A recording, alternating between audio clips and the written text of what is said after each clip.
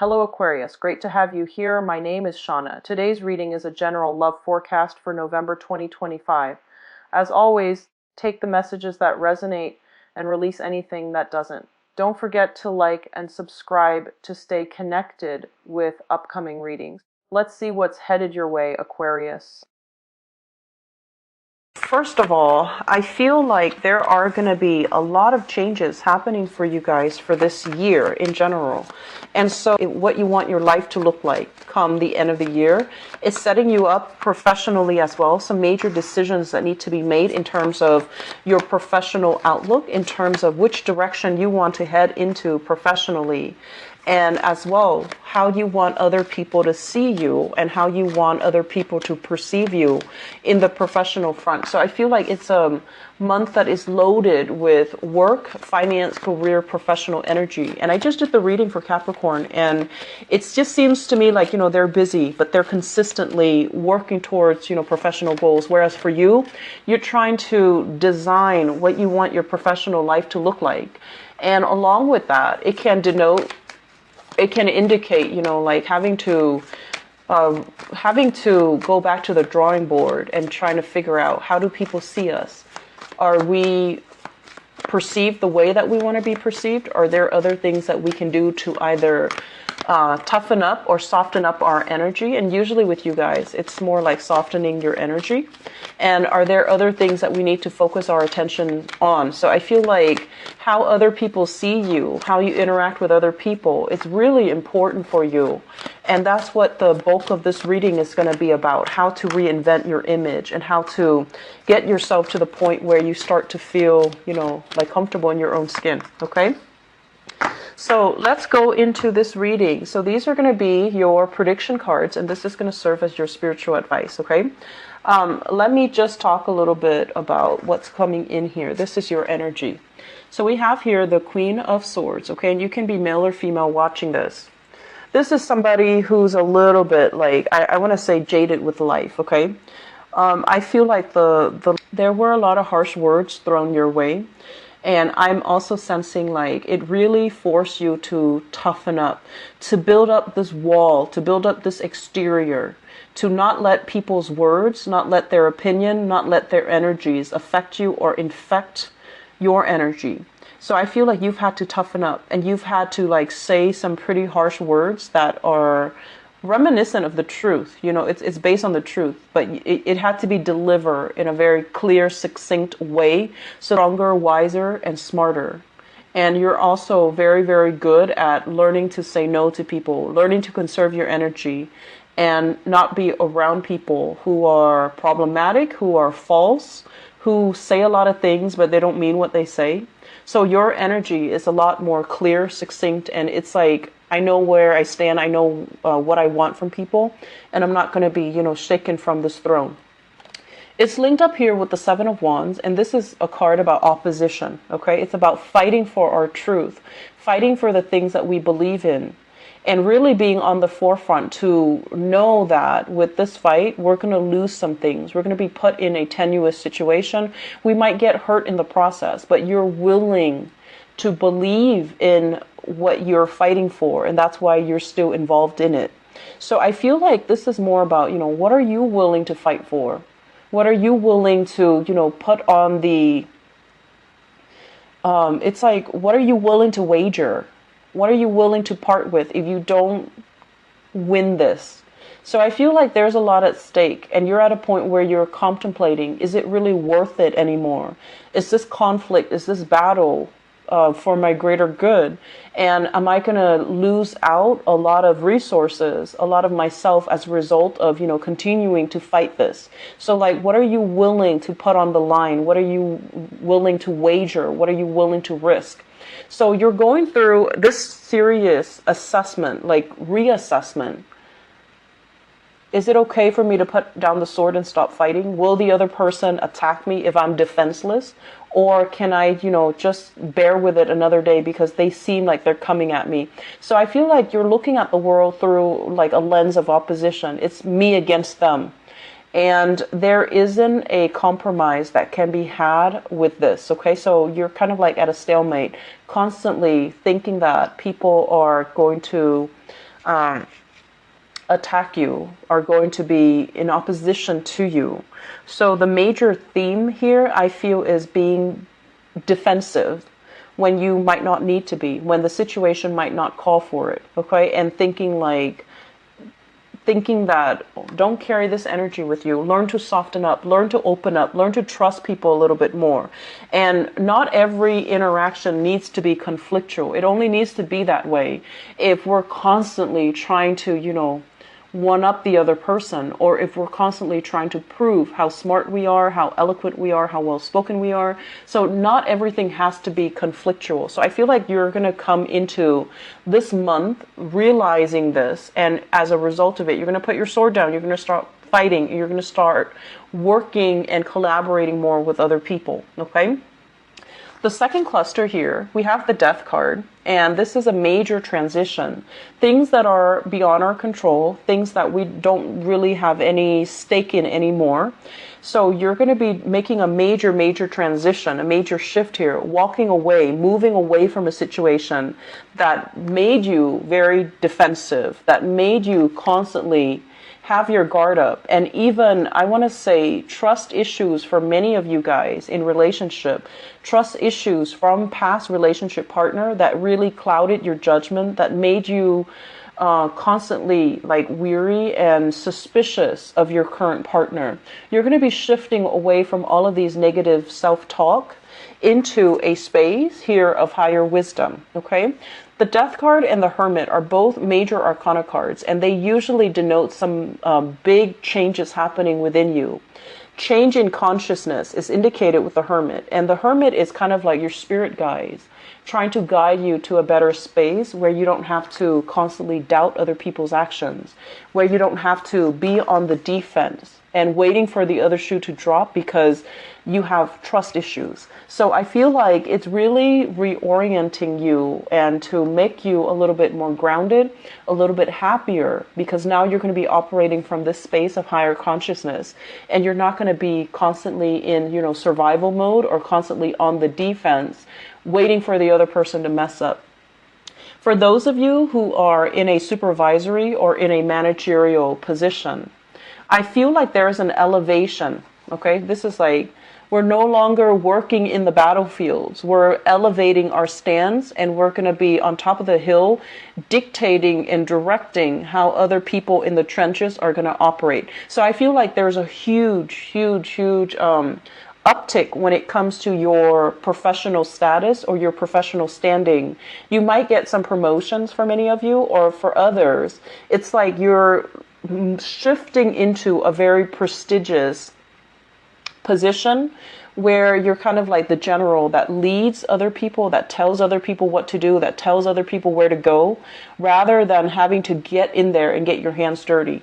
And you are a very, very good person when it comes to creating a strategy and creating a game plan. So I feel like you have elevated yourself to this position because of all the work that you had to do in the past, and I feel like it's paying off. So now you're being brought into a position of higher standing and higher power, where you have a lot more control over other people, okay? Overall, this is a really good cluster of cards. It indicates to me, like, raising your consciousness, raising your vibration. It's like rising above it is what I'm hearing, like no longer involved in this petty quarrel, rising above it and becoming a better person as a result, okay? Being a more insightful and a more conscious person. Next up, we have here the Eight of Cups and the Queen of Wands. So this is a relationship cluster, and what it denotes here, if you are dealing with a fire sign, so this is a Sagittarius, an Aries, or a Leo, a sun, moon, or rising fire sign, okay? And this is a person that is very, very proud. And I want to say as well, there's this energy here about this card where it's somebody who's very, I want to say a little bit superficial, okay? And this is not going to apply to all of you, but I feel like this is somebody who is a little bit extravagant when it comes to their spending. They're always, dressed really, really nice. They can be like, they want to command attention. So they want to be center stage. They want to kind of hog the limelight. And I feel like they're not a bad person, but they can be very, very stubborn. Fire signs in nature are very, very stubborn. But with this card, it usually indicates to me someone who's a little bit territorial. Okay? It's like, what's mine is mine. You cannot touch it. And they can also be very good mothers and fathers, like very good parents, because they're fiercely protective of their kids. But when it comes to disciplining their children, they feel like, oh, my kids can do no wrong. So they're very, very territorial and defensive when it comes to their clan, when it comes to their children, when it comes to things that belong to them. So they can get really competitive as well. I feel like there has been a long-standing relationship with this fire sign. So Sagittarius, Aries, or Leo. And there were many, many years. The Eight of Cups signify a situation that we've invested a lot of time in. And it's not possible to recoup the time.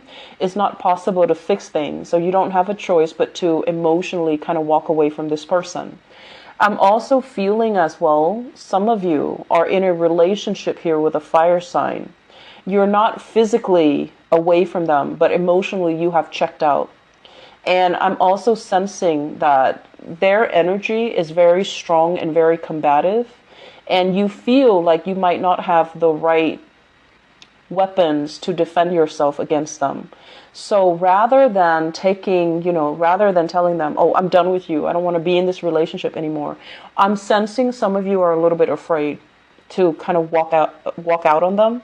Some of you are not in love anymore, but you're kind of afraid to take that big leap to walk away because you're afraid of them. Okay, so this is like afraid of what they will do in retaliation, afraid of the wrath, afraid of the explosive, I want to say, it's like the emotional turmoil that's going to be coming up if you say something that this person doesn't want to hear. So I do feel a little bit of fear here. One person is overpowering another person. And it's really rare for me to see this in Aquarius people, but I do see a lot of conflicts here overall with fire signs, okay?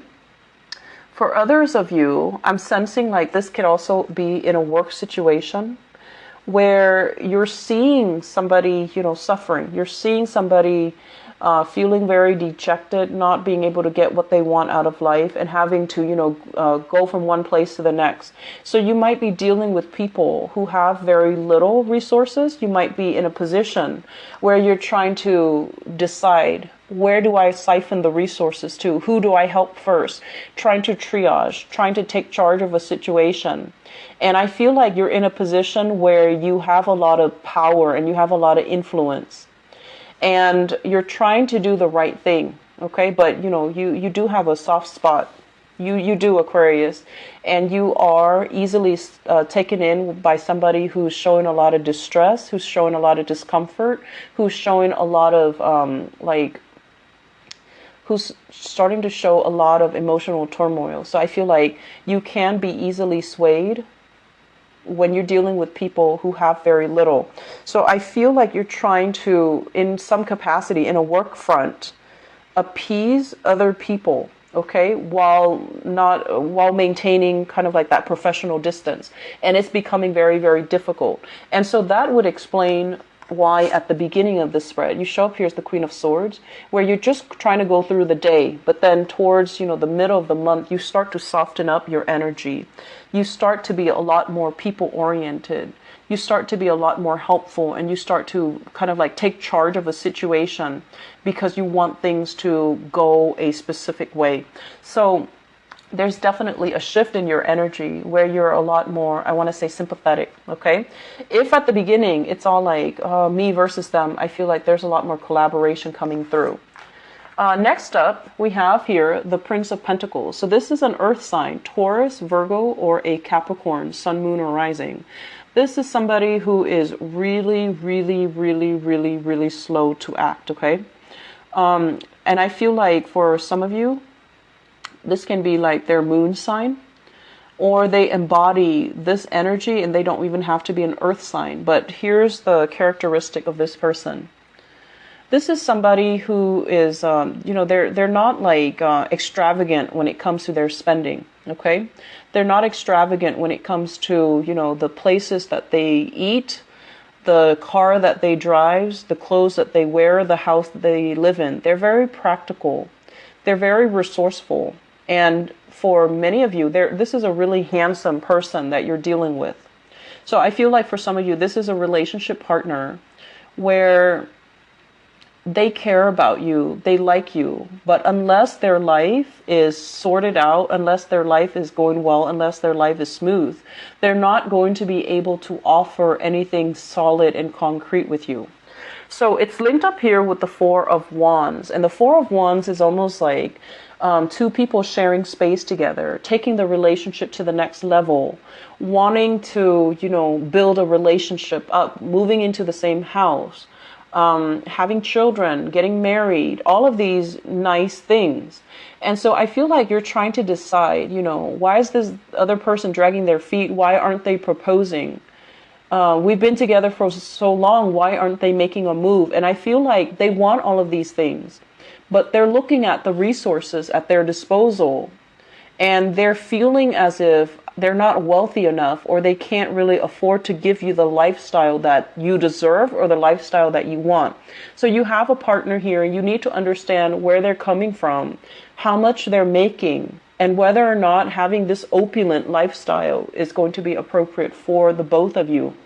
And I'm also sensing, they want to build up their wealth because they want to give you more. So it's really important to be patient, and it's really important to, exercise, like gratitude for what we have, okay? Because where they're at, they can offer you only so much. And I feel like you want more out of the relationship. And obviously, this is a stable relationship partner. They care about you. But I feel like you feel like the relationship might not be enough. And you feel like you want more. And you feel like the other person is holding back. And you feel all of these things, but I'm just sensing, it's a different sign, different suit, and they're going to take their sweet time. So you have to be really patient if you're dealing with this person, okay? I feel like in terms of longevity, this can really work out. And this is not just, somebody that's going to be here today, gone tomorrow. This is a good foundation here for a brand new relationship. And this can be a good foundation as well for a really good, stable relationship, but I feel like it just needs a lot more time than you're giving it, okay? So don't be impatient. In terms of your spiritual advice, let me read the cards all together. So we have here the Nine of Swords, the Justice card, and the Prince of Wands. I'm feeling for those of you who are dealing with a divorce, and especially if you're dealing with a Libra, first of all, or a fire sign, Sagittarius, Aries, or Leo. It's causing a lot of stress and strain, and it's a situation that is going to be sorting itself out. So I don't feel that you need to worry. They are also saying here with this Prince of Wands, this is the Knight of Wands, take some time off to be by yourself. Take some time off for traveling. Take some time off to, kind of recoup your strength and to get yourself out of this mental prison. So staying at home, recuperating, I don't feel it's going to serve its purpose for you. You need to be outside, expanding your energy, interacting with a lot of people to get your mind out of this, because I feel like this is one thing that you can't really have control over. So if you are in any type of a legal issue concerning either a Libra person or a fire sign, and you're trying to extract your resources, you're trying to come to an amicable agreement, it's going to take some time. It's going to resolve itself. In the meantime, there isn't anything you can do. So take the time off to, travel, to go wherever you need to go, and to kind of live your life right now, rather than being stuck here in this uncomfortable space where you're guilt-ridden and you're constantly worrying, okay? Additionally, what I'm also feeling as well is I'm sensing for many of you, there is a major theme here about looking at rules and regulations with the Justice card. It's about rules of